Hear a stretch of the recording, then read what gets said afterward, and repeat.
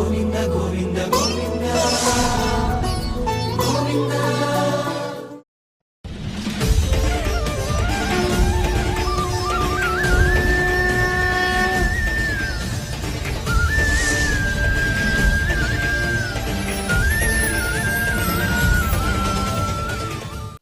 ఓం నమో వెంకటేశాయ. ఏడుకొండలవాడ వెంకటరమణ గోవింద గోవింద. శ్రీ శ్రీనివాస శ్రీ వెంకటేశ గోవింద గోవింద. కలియుగ ప్రత్యక్ష దైవం శ్రీనివాస పరబ్రహ్మ అనుగ్రహ విశేషంతో శ్రీమద్భాగవతంలో ద్వాదశ స్కంధంలోని విశేషాలు యథాశక్తి తెలుసుకుంటున్నాం. నారాయణం నమస్కృత్య నరం చైవ నరోత్తమం దేవీం సరస్వతీం వ్యాసం తతో జయముదీరయేత్. సుఖయోగీంద్రుల వారు పరీక్షిన్ మహారాజునకు భగవల్లీలా విశేషాలను వర్ణించి చెబుతూ అందులో భాగంగా యుగధర్మములను వర్ణిస్తున్నారు. కృత త్రేతా ద్వాపర కలియుగాలలో ధర్మం ఎలా ఉంటుంది అని చెబుతూ కృతయుగము త్రేతాయుగము వర్ణించి ఇప్పుడు ద్వాపర యుగం గురించి చెబుతున్నారు. తపస్సత్య దయాదానేష్వర్ధం హ్రసతి ద్వాపరే హింసాతుష్ట్యనృతద్వేషై ధర్మస్య ధర్మలక్షణై. ఈ ద్వాపర యుగంలో ధర్మం అనేటువంటిది 2 పాదాలు మాత్రమే మిగిలి ఉంటుంది. తపస్సు అనేది, దయ, అలాగే దానము, సత్యము, ఇవన్నీ కూడా క్రమేణా క్షీణిస్తూ ఉంటాయి. వాటి స్థానంలో హింస, సంతోషం లేకపోవటం, అలాగే అసత్యము, ద్వేషము, ఇవన్నీ కూడా ప్రబలుతూ ఉంటాయి. ఇవన్నీ ధర్మాన్ని నశింపజేసేటువంటి పెను ప్రమాదాలుగా పరిణమిస్తాయి అని వర్ణించి చెబుతూ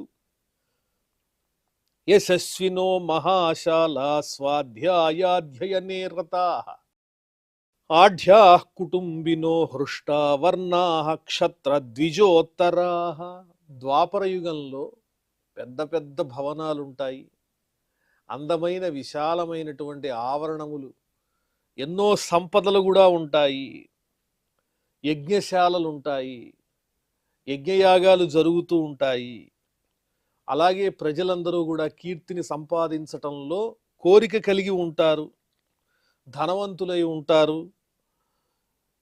బ్రాహ్మణ క్షత్రియ వర్ణముల వారికి అధికమైనటువంటి ప్రాధాన్యత ఈ ద్వాపర యుగంలో ఉంటుంది అని వర్ణించి చెబుతూ కలౌతు ధర్మహేతూనాం తుర్యాంశో ధర్మహేతుభిః ఏధమానైః క్షీయమాణో హ్యంతే సోపి వినంక్ష్యతి.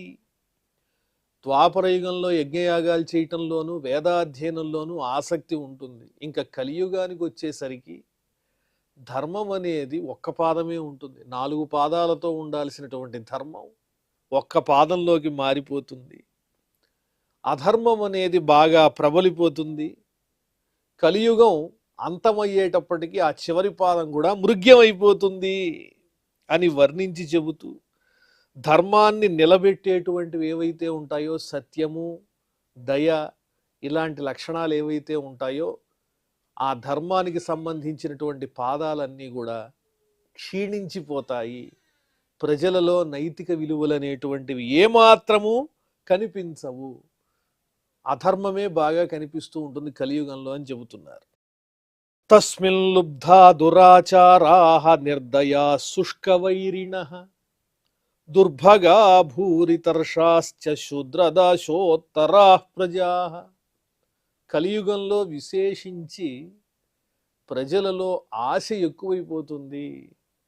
దురాశ ఎక్కువైపోవటం వల్ల ధనాన్ని సముపార్జించి దాచుకోవాలనే కోరిక ఉంటుంది. ఒకళ్ళతో ఒకళ్ళు కొట్లాడుకుంటూ ఉంటారు, కలహిస్తూ ఉంటారు, దురాచారాలతో ఉంటారు, లోభులై ఉంటారు, దయ లేనటువంటి వాళ్ళై ఉంటారు. దయాభావం అనేటువంటిది సంపూర్ణంగా నశిస్తుంది. కారణం లేకుండానే ఒకళ్ళతో ఒకళ్ళు వైరాన్ని పెట్టుకుని ఉంటారు. అలాగే భాగ్యహీనులై ఉంటారు, మానసికమైనటువంటి దరిద్రాలతో బాధపడుతూ ఉంటారు. ఒకరి ఉన్నతిని చూచి తట్టుకోలేనటువంటి నీచమైనటువంటి స్వభావాలన్నీ బయలుదేరతాయి.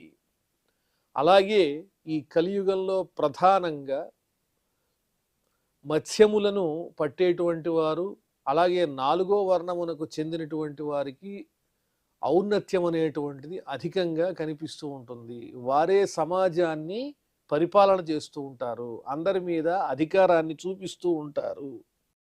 సత్వం రజస్తమ ఇతి దృశ్యంతే పురుషే గుణాః కాల సంచోదితాస్తే వై పరివర్తంత ఆత్మని. ప్రతి వారిలో కూడా సత్వము, రజస్సు, తమము అనేటువంటి 3 గుణాలు ఉంటాయి. ఈ సత్వ రజస్తమో గుణములు అనేటువంటివి కాలాన్ని బట్టి మార్పు చెందుతూ ఉంటాయి. ఆ సత్వరజస్తమో గుణములను బట్టే ఈ మనస్సు, అదేవిధంగా దేహము మార్పులను పొందుతూ ఉంటుంది అని వర్ణించి చెబుతూ, ప్రభవంతి యదా సత్వే మనోబుద్ధీంద్రియాణి చ తదా కృతయుగం విద్యాత్ జ్ఞానే తపసి యదృచి.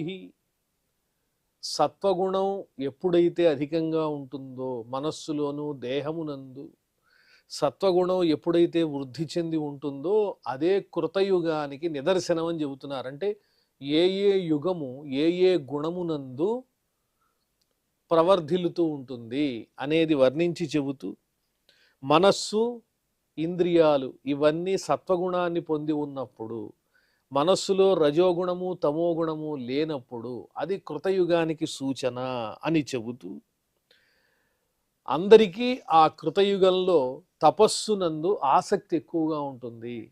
అందరూ ఒకే విధమైనటువంటి సత్ప్రవర్తనతో ఉంటారు. ఎక్కడా దుర్మార్గం అనేది కనిపించదు. ధర్మం అనేది 4 పాదములతో నిండి ఉంటుంది. సత్వగుణం వృద్ధి చెంది ఉంటుంది. అదే కృతయుగానికి సూచన. యదా ధర్మార్థకామేషు భక్తిర్భవతి దేహినాం తదా త్రేతా రజో వృత్తి ఇతి జానీహి బుద్ధిమన్.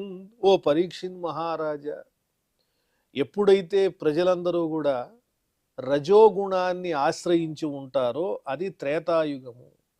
ఆ త్రేతాయుగంలో రజోగుణము యొక్క ప్రభావం అనేది అధికంగా కనిపిస్తూ ఉంటుంది. ధర్మార్థకామముల యందు ఆసక్తి ఉంటుంది ప్రజలకు. దాన్నే త్రేతాయుగమని పిలుస్తారు అని వర్ణించి చెబుతూ, యదా లోభస్త్వసంతోషో మానో దంభోధమత్సరః కర్మణాం చాపి కామ్యానాం ద్వాపరం తద్రజస్తమః. ఇక ద్వాపర యుగానికి సంబంధించిన విశేషాలు వర్ణిస్తున్నారు. ఎక్కడైతే ధనం మీద పేరాశ, లోభగుణము అధికమైపోయి దాంతోపాటుగా నేనే గొప్పవాణ్ణి అనేటువంటి అహంకారము, డాంబిక స్వభావము ఎక్కువయ్యి, దాంతోపాటుగా ఎదుటివారి మీద ఈర్ష్య, అసూయ, అంటే ఎదుటివారిలో తప్పు లేకపోయినా కూడా వాళ్ళ మీద దోషాన్ని ఆరోపించేటువంటి దుర్మార్గమైనటువంటి లక్షణాలన్నీ పెరిగిపోతూ ఉంటాయి. అలాగే కామ్య కర్మల యందు కోరికలు ఎక్కువైపోతూ ఉంటాయి. ఇదే తమోగుణ ప్రధానమైనటువంటి ద్వాపర యుగము అని వర్ణించి చెబుతున్నారు. అంటే ద్వాపర యుగంలో రజోగుణము ఉంటుంది, తమోగుణం కూడా ఉంటుంది. యదా మాయానృతం తంద్రా నిద్రా హింసా విషాదనం శోకో మోహో భయం దైన్యం సకలిస్తామసస్మృతః. ఇంకా కలియుగం గురించి చెప్పేదే ఉంది. ఆ కృతయుగ లక్షణాలు, త్రేతాయుగ లక్షణాలు, ద్వాపరయుగ లక్షణాలు క్రమేణా ధర్మాన్ని క్షీణింపజేస్తూ కనిపిస్తూనే ఉన్నాయి. కృతయుగం ఒక్కటే ధర్మం నిండుగా ఉన్నటువంటి యుగం. ఆ మిగతా సందర్భాల్లో ధర్మం అనేటువంటిది క్రమక్రమంగా క్షీణిస్తున్నట్టు తెలుస్తోంది. త్రేతాయుగంలో, ద్వాపర యుగంలో. ఇక కలియుగంలో మాటలతో చెప్పనలవి కాదయ్యా ఓ పరీక్షిత్ మహారాజా. కపటం పెరిగిపోతుంది. కపటం అంటే ఏమిటి? చెప్పేదొకటి, చేసేదొకటి, ఆలోచించేదొకటి. అంటే త్రికరణ శుద్ధి ఏమాత్రం ఉండదని. అలాగే నిజం చెప్పటం అనేది ఎక్కడా కనిపించదు. అందరూ అసత్యాలే మాట్లాడుతూ ఉంటారు. అదేవిధంగా బద్ధకం పెరిగిపోతుంది ప్రజలలో. కార్యశూరులు కాలేరు. అన్ని చేసినట్లు నటిస్తూ ఉంటారు తప్ప కార్యాన్ని సక్రమంగా సాధించటం అనేటువంటి పద్ధతి కలియుగంలో కనిపించదు. ఎప్పుడూ నిద్రావశులై ఉంటూ ఉంటారు. అవకాశం వస్తే ఎదుటివారిని మాటలతోనూ చేతలతోనూ హింసించి తమ గొప్పతనాన్ని చూపించుకోవాలనేటువంటి ప్రయత్నం కనిపిస్తూ ఉంటుంది. వారిలో దుఃఖం ఎక్కువగా కనిపిస్తుంది కలియుగ ప్రజలలో. అదేవిధంగా వ్యామోహం ఉంటుంది. తనను ఆశ్రయించినటువంటి వారు దుష్టులైనా కూడా వారి పట్ల విపరీతమైనటువంటి మమకారంతో లోకానికి అపకారం చేసే వాళ్ళందరినీ ఉత్సాహపరుస్తూ ఉంటారు. దాంతోపాటు భయం అనేటువంటిది కూడా బయలుదేరుతుంది. ఎవరి వల్ల ఏ ఆపద కలుగుతుందో అని బిక్కుబిక్కుమంటూ భయంతో జీవిస్తారయ్యా కలియుగంలో. అలాగే అనవసరమైనటువంటి దైన్యము, దీనభావం అనేది ఉంటుంది. ఇది నేను చెయ్యలేను అని ఎప్పుడూ దైన్యంతో నీరసంతో కనిపిస్తూ ఉంటారు. ఉత్సాహ శక్తి ఉండదు. ఇలాంటి లక్షణాలన్నీ దేనికి సూచన అంటే తమో గుణానికి సూచన. ఈ తమోగుణ ప్రధానమైనటువంటి కలియుగం అనేది ఇన్ని రకాలైనటువంటి లక్షణాలతో ఉంటుంది. అంటే దాదాపు ధర్మం అనేది కనుమరుగైపోతూ ఉంటుంది అని చెబుతూ, యస్మాత్ క్షుద్ర దృశో మర్త్యాః క్షుద్రభాగ్యా మహాశనాః కామినో విత్తహీనాశ్చ స్వైరిణ్యశ్చ స్త్రియో సతీః. ఇంకా మానవులందరికీ దేహభ్రాంతి, దేహం మీద అధికమైనటువంటి మమకారం పెరిగిపోతుంది. అంటే దేహాలంకరణము, ఈ దేహానికి సంబంధించినటువంటి ఆనందం ఏదైతే ఉంటుందో సుఖభోగాలు, వాటికి ప్రాధాన్యత ఇస్తూ ఉంటారు. మరణశీలులై ఉంటారు. అంటే జీవితంలో ఉన్న ఆయుర్దాయం అనేది పూర్తిగా తగ్గిపోతుంది. అలాగే క్షుద్ర దృశ అన్నారు, నీచమైనటువంటి దృష్టి కలిగిన వారు. నీచమైన దృష్టి అంటే ఉత్తరోత్తరాభివృద్ధిని కలిగించేటువంటి పరమాత్మ జ్ఞాన సంబంధమైన విషయాలను విడిచిపెట్టినటువంటి వారై మందమైనటువంటి దృష్టి అంటే అప్పటికప్పుడు ఏది ఆనందమో, తాత్కాలికమైనటువంటి ప్రయోజనం ఏదైతే ఉందో, ఇంద్రియ సంబంధమైన సుఖభోగ లాలసులై అదే పరమ ప్రయోజనం అనే దృష్టితో ఉంటారు. క్షుద్ర దృశ, అలాంటి మందబుద్ధులై. అలాగే ఆహారం పట్ల అమితమైనటువంటి వ్యామోహం, అంతా తినాలి అనేటువంటి కోరిక, ఉన్న ఓపిక తక్కువ, తిండి మీద ఆశ ఎక్కువ అని కూడా వర్ణించి చెబుతూ ఉన్నారు. దానివల్ల ఏమవుతుంది, ధనం త్వరగా నశించిపోయి దరిద్రులైపోతారు, హీనులైపోతారు. అలాగే కాముకులై ఉంటారు, స్త్రీలోలులై ఉంటారు. అలాగే చాలా చోట్ల స్త్రీల యొక్క స్వభావాలు కూడా మారుతూ ఉంటాయి. వారు కూడా స్వేచ్ఛా విహారముల పట్ల ఆసక్తి కలిగినటువంటి స్త్రీల యొక్క శాతం అనేది కలియుగంలో ఎక్కువ అవుతూ ఉంటుంది అని, అందరిలోనూ ధర్మపరమైనటువంటి ఆలోచనలు తగ్గటం ప్రారంభమవుతుంది కలియుగంలో. ఆ కలి ప్రారంభంలో కొంత ధర్మం ఉన్నప్పటికీ రాను రాను కలియుగ అంతానికి ఈ ధర్మం క్షీణించి ప్రతి ఒక్కరిలో కూడా లోభపూరితమైనటువంటి ఇంద్రియ లౌల్యానికి సంబంధించినటువంటి భావనలు, మోహావేశాలు ఎక్కువైపోయి స్త్రీ పురుషులంతా ధర్మ ప్రవర్తన నుంచి పక్కకి తొలగుతారు కలియుగాంతంలో అని వర్ణించి చెబుతూ, దస్యోత్కృష్టా జనపదాః వేదాః పాఖండ దూషితాః రాజానశ్చ ప్రజాభక్షాః శిష్ణోదర పరాద్విజాః. ఎక్కడ చూసినా దొంగతనాలు పెరిగిపోతాయి, దోపిడీలు పెరిగిపోతాయి, ఎదుటివారి యొక్క సొత్తుని అపహరించటం, పరస్త్రీల యందు వ్యామోహమే అధికంగా కనిపిస్తూ ఉంటుంది. అలాగే ఎక్కడ చూసినా వాదోపవాదాలు పెరుగుతాయి, వేద విరుద్ధమైనటువంటి అధర్మపూరితమైన ప్రచారాలన్నీ సమాజంలోకి వస్తాయి, వేదాన్ని దూషిస్తూ ఉంటారు, కొత్తదైనటువంటి దుర్మార్గమైన భావాలన్నింటినీ కూడా అధికం చేస్తూ ఉంటారు. విచిత్రం ఏంటంటే అది వినేటప్పుడు ఇదే నిజమేమో అనేటువంటి భ్రాంతిని కూడా కలిగించే విధంగా ఆ వాక్పటుత్వంతో తమ వైఖరితో అందరినీ కూడా మోహపరుస్తూ వేద విరుద్ధమైన ధర్మాలను ప్రచారం చేయటం అనేటువంటిది లోకంలో కనిపిస్తుంది.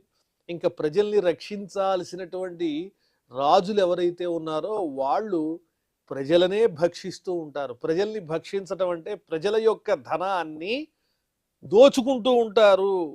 అలాగే ఇంద్రియ సంబంధమైనటువంటి సుఖాలు ఏవైతే ఉంటాయో వాటి పట్ల, ఉదర పోషణ పట్ల మాత్రమే ఆసక్తి కలిగి ఉంటారు. అదే పరమధర్మం అని భావిస్తారు. ఇక ధర్మ సంబంధమైన విషయాలు ఏమాత్రము జ్ఞాపకం రావు. ఆదర్శాలు, నైతిక విలువలు ఏమీ లేవు. పొట్ట నింపుకోవటం, ఇంద్రియ సుఖాలను జరిపించుకోవటం. ఈ రెండే కలియుగంలో ప్రబలంగా ఎక్కడ చూసినా కనిపిస్తూ ఉంటాయి.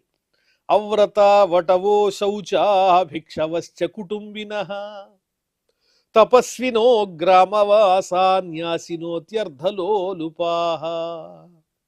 ఇంకా ఆశ్రమ ధర్మాలు ఉన్నాయిగా, బ్రహ్మచర్యము, గార్హస్థ్యము, వానప్రస్థము, సన్యాసం అనబడేటువంటి 4 విధములైన ఆశ్రమాలు కూడా అటు ఇటు కదిలిపోతూ ఉంటాయి.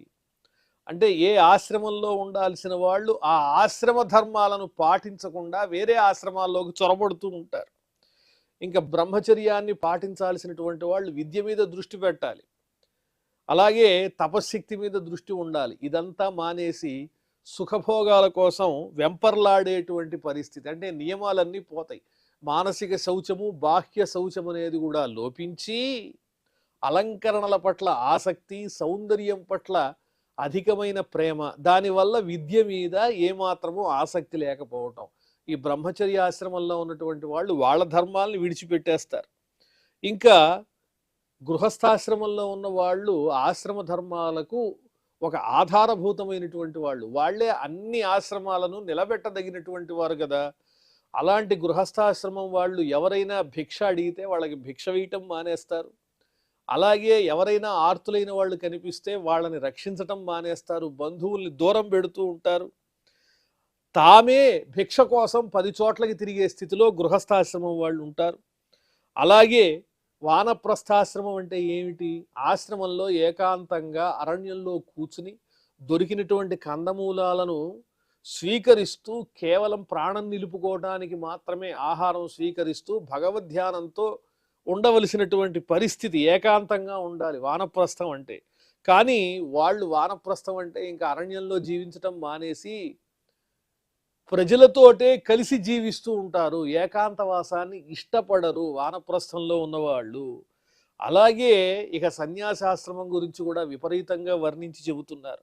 న్యాసినో అత్యర్థలోలుపాహ. ఈ కలియుగంలో సన్యాసాశ్రమంలో ఉన్నటువంటి వారు ధనాశ కలిగి ఉంటారు. సన్యాసము అంటేనే అన్నింటినీ విడిచిపెట్టడం అనేటువంటి అర్థం కదా. అన్నిటినీ విడిచిపెట్టడం అనేటువంటిది మానేసి అన్నిటినీ కోరటం అనేటువంటిది ఈ సన్యాసాశ్రమంలో కూడా అనేక రకములైన సంగములు కనిపిస్తూ ఉన్నాయి కలియుగంలో. హ్రస్వకాయ మహాహారాః భూర్యపత్యా గతహ్రియః శశ్వత్కటుక భాషిణ్యః చౌర్యమాయోరు సాహసాః. దారుణంగా కలియుగంలో ఆయుర్దాయం పడిపోతుంది, శరీర ప్రమాణాలు కూడా తగ్గిపోతాయి. చిన్న చిన్న దేహాలు కలిగిన వాళ్ళై ఉంటారు, ఆహారం మాత్రం అధికంగా స్వీకరించేవారై ఉంటారు. అలాగే సంతానం అధికంగా ఉన్న వాళ్ళు ఉంటారు, సిగ్గులేని వాళ్ళై సంచరిస్తూ ఉంటారు. ధర్మము సత్యము ఇవన్నీ విడిచిపెట్టి సిగ్గుని విడిచిపెట్టి తిరుగుతూ ఉంటారు. అలాగే మృదు భాషణం అనేది తగ్గిపోతుంది. కఠినమైనటువంటి పరుషమైన వాక్కులతో ఎదుటివారిని ఇబ్బంది పెడుతూ ఉంటారు. అలా మాట్లాడటమే గొప్పతనం అని భావిస్తూ ఉంటారు ఈ కలియుగంలో ప్రజలందరూ కూడా. కఠినమైన భాషలు, ఏ మాట మాట్లాడితే ఎదుటివారికి పదులుగా హృదయంలో గుచ్చుకుంటుందో అలాంటి దారుణమైన వ్యంగ్య సంభాషణలు, నీచ సంభాషణలు పెరుగుతాయి తప్ప సాత్వికమైన మృదువైనటువంటి చక్కని అర్థవంతమైన మాటలు మాట్లాడటం మానేస్తారయ్యా జనాలు. అలాగే చౌర్య మాయోరు సాహసాహ. కపటంతో ఉంటారు, దొంగతనం మీద ఆసక్తి కలిగి ఉంటారు. దొంగతనం అంటే ఇళ్లల్లో దోచుకోవటం అనేదే కాదు, అనేక మార్గాలు. ఎదుటివారి సంపదలను హరించడానికి కలియుగంలో ఎన్నో మార్గాలు. పైకి ఎంతో చక్కగా కనిపిస్తూ మాటలతోనే మాయ చేసి వారి దగ్గర ఉన్న ధనాన్ని హరించేటువంటి వాళ్ళు పెద్ద మనుషులుగా చలామణి అవుతూ ఎదుటివారి ధనాన్ని తస్కరించేటువంటి వాళ్ళు కూడా దొంగలే. ఆ రకమైనటువంటి దొంగతనాలు అధికంగా పెరిగిపోతాయి. ఏదైనా సరే తెగించి ఎదుటివారి దగ్గర ఉన్న ద్రవ్యాన్ని అన్నింటినీ దోచుకోవటమే వారి లక్షణంగా కనిపిస్తుంది కలియుగంలో. పణయిష్యంతి వైక్షుద్రాః కిరాటాః కూటకారిణః అనాపద్యపి మంస్యంతే వార్తాం సాధు జుగుప్సితాం. ఇంకా వ్యాపారం చేసేటువంటి వారు ధర్మబద్ధమైన వ్యాపారం చెయ్యాలి. సమాజానికి వర్తక వ్యాపారముల ద్వారా ధనాన్ని ఆర్జించి పెట్టడం అనేటువంటిది ప్రధానం. కానీ ఆ వర్తక వ్యాపారములలో, వాణిజ్యములలో కూడా మోసాలు చోటు చేసుకుని ఇతరుల యొక్క ధనాన్ని అపహరిస్తూ వ్యాపారం చేస్తూ ఉంటారు. ఆ వ్యాపారంలో దుర్మార్గమైనటువంటి పద్ధతుల్ని అవలంబిస్తూ ఉంటారు. ఎప్పుడో ఆపద వస్తే తప్ప నీచమైనటువంటి ప్రవృత్తిని కలిగి ఉంటారు. సహజంగా ఆపద వచ్చినప్పుడే తప్పని గత్యంతరం లేని పరిస్థితుల్లోనే నీచమైనటువంటి పద్ధతిని అనుసరించి పొట్టపోసుకోవాల్సిన స్థితులు ఏర్పడుతూ ఉంటాయి. కానీ ఆపదలు లేకపోయినప్పటికీ కూడా నీచమైన మార్గాల్ని ఆశ్రయిస్తూ నిరంతరము ధనాన్ని ఆర్జించేటువంటి మార్గాలను అన్వేషిస్తారు. అంటే ఏదో ఒక విధానంతో ధనార్జనే ప్రధానం తప్ప దానికోసం ఒక నీతి నియమం అనవసరము. ఆపదొచ్చినప్పుడు తప్పనిసరి పరిస్థితుల్లో నీచమైన ప్రవృత్తితోనైనా పొట్ట పోసుకోవాలి అని ధర్మ సూక్ష్మం ఉంటే దాన్ని అతిక్రమించి ఏ పరిస్థితిలోనైనా ధనాన్ని సముపార్జించటమే ప్రధానము అనేటువంటి భావంలోకి వెళ్ళిపోతారు. పతిం త్యక్ష్యంతి నిర్ద్రవ్యం భృత్యా అప్యఖిలోత్తమం భృత్యం విపన్నం పతయః కౌలం గాశ్చాపయస్వినీః. ధనానికే విలువెక్కువ. ధనం గనక లేకపోయినట్లయితే ప్రభువుని కూడా విడిచిపెట్టి సేవకులు వెళ్ళిపోతారు.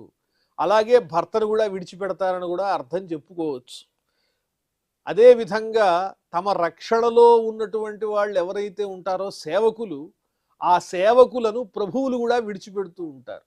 అంటే సేవకులలో ఉన్నటువంటి గొప్పతనం కాదు, గుణం కాదు వీళ్ళకి కావలసింది, వీళ్ళ స్వార్థ ప్రయోజనమే. రక్షించవలసిన సమయంలో తమ సేవకులకు రక్షణ ఇవ్వకుండా, వారి కష్టసుఖాలను తమవిగా భావించకుండా, వాళ్ళు కష్టకాలంలో ఉన్నప్పుడు వాళ్ళని విడిచిపెట్టే లక్షణం కలిగిన వాళ్ళై ఉంటారు ఆ రాజులు. అలాగే ధనహీనులైనటువంటి ప్రభువులను కూడా సేవకులు నిర్దయగా విడిచిపెట్టి వాళ్ళ మార్గాలు చూసుకుంటూ ఉంటారు. ఇదే కలియుగ లక్షణము అని వర్ణించి చెబుతూ, గోవులు కూడా అధికంగా క్షీరాన్ని ఇవ్వకుండా తక్కువగా పాలనిచ్చేటువంటి పరిస్థితులు కనిపిస్తూ ఉంటాయి. పితృభ్రాతృ సుహృజ్ఞాతీన్ హిత్వా సౌరత సౌహృదాః ననాంద దృశ్యాల సంవాదాః దీనాస్త్రైణాః కలౌ నరాః. ఇంకా పురుషులైతే స్త్రీవశులై సంచరిస్తూ ఉంటారు. వారి ధర్మాన్ని విడిచిపెట్టి నిరంతరము ఆ స్త్రీల పట్ల వ్యామోహంతో సంచరించే వాళ్ళై దీనులై కాముకులై తిరుగుతూ ఉంటారు. అందులో భాగంగా తల్లిదండ్రుల్ని చూసుకోవటం, అలాగే సోదరులతో ప్రేమగా ఉండటం, బంధుత్వము ఇవన్నీ మర్చిపోతారు. ఈ సుఖభోగాలే ప్రధానం అనుకుంటారు. తల్లిదండ్రులను నిష్కారణంగా తరిమేస్తూ ఉంటారు. తమకు ప్రియములు చెప్పేటువంటి వాళ్లతోనే కలుస్తూ ఉంటారు. అంతే తప్ప హితాన్ని చెప్పేటువంటి వాళ్లతో ఎట్టి పరిస్థితుల్లోనూ వాళ్ళు కలవరు. అనగా తల్లిదండ్రుల్ని, సోదరుల్ని, తోటి బంధువులందరినీ విడిచిపెట్టేస్తారు. శూద్రాః ప్రతిగ్రహీష్యంతి తపో వేషోపజీవినః ధర్మం వక్ష్యంత్యధర్మజ్ఞాః అధిరుహ్యోత్తమాసనం. ఇంకా ఎవరైతే దానాన్ని గ్రహించడానికి అర్హత ఉన్నవారో వాళ్ళు కాకుండా తదితరులైనటువంటి వర్ణం వాళ్ళు దానాలు పడుతూ ఉంటారు.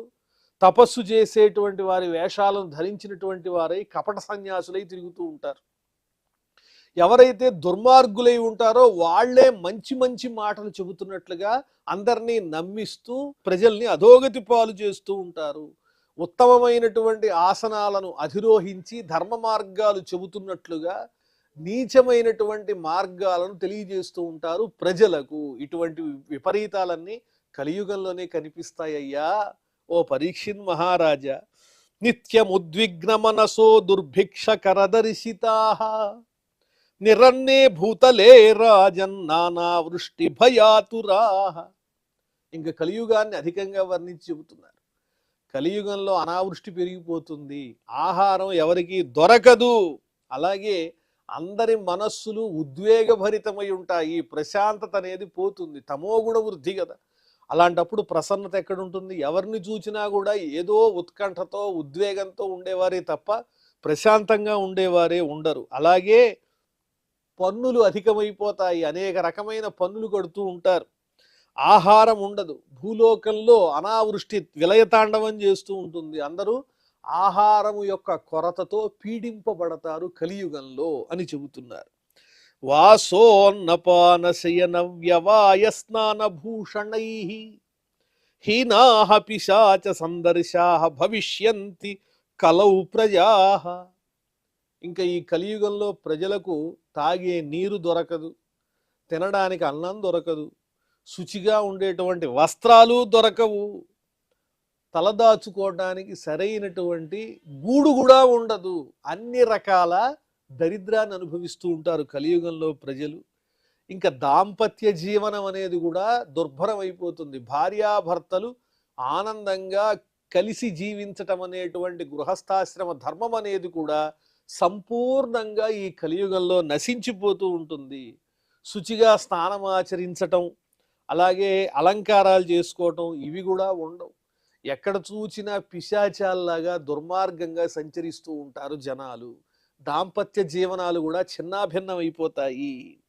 కలౌ కాకిణికేప్యర్థే విగృహ్య త్యక్త సౌహృదాః త్యక్ష్యంతి చ ప్రియాన్ ప్రాణాన్ హనిష్యంతి స్వకానపి. కలియుగంలో ధనం కోసం, స్వల్పమైనటువంటి ధనం కోసం, అంటే పావలా కోసం కూడా దారుణంగా కలహించుకుంటారు. ఈ డబ్బు నాదంటే నాది, నాదంటే నాది అని స్నేహం లేకుండా ఒకళ్ళతో ఒకళ్ళు పోట్లాడుకుంటూ ఉంటారు. తమకిష్టమైనటువంటి వాళ్ళని, ప్రియుల్ని కూడా విడిచిపెడతారు, ప్రాణాలను తీసేస్తూ ఉంటారు. అలాంటి లక్షణాలు కూడా ఈ కలియుగంలో కనిపిస్తూ ఉంటాయి. న రక్షిష్యంతి మనుజాః స్థవిరౌ పితరావపి.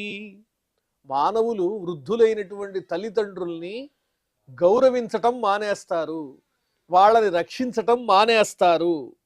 పుత్రాన్ సర్వార్థ కుశలాన్ క్షుద్రాః శిష్ణోదరంభరాః. పుత్రుల మీద సహజంగా తల్లిదండ్రులకు వాత్సల్యం ఉండాలిగా. సమర్థులైనప్పటికీ పుత్రుల్ని దూరంగా పెడుతూ ఉంటారు. నిరంతరము ఆహారం మీద, సుఖభోగాల మీద వ్యామోహం కలిగి ఉంటారు. తాము కాపాడాల్సినటువంటి వారిని అందరినీ విడిచిపెడుతూ ఉంటారు. ఇదయ్యా విపరీతమైన కలియుగ ధర్మాలు అని ఆ కలియుగంలో జరిగే విపరీతాలన్నీ ఆ పరీక్షిన్ మహారాజునకు సుఖయోగేంద్రుల వారు వర్ణించి చెబుతున్నారు. మరిన్ని విశేషాలు మనం మళ్ళీ తెలుసుకుందాం. ప్రస్తుతం క్షమాప్రార్థనాదులతో ఈ కార్యక్రమాన్ని పరిసమాప్తం చేసుకుందాం. అథ క్షమాప్రార్థన. యదక్షరపద భ్రష్టం మాత్రాహీనంచ యద్భవేత్ తత్సర్వం క్షమ్యతాం దేవ నారాయణ నమోస్తుతే. శ్రియః కాంతాయ కళ్యాణ నిధయే నిధయేర్థినాం శ్రీవేంకట నివాసాయ శ్రీనివాసాయ మంగళం.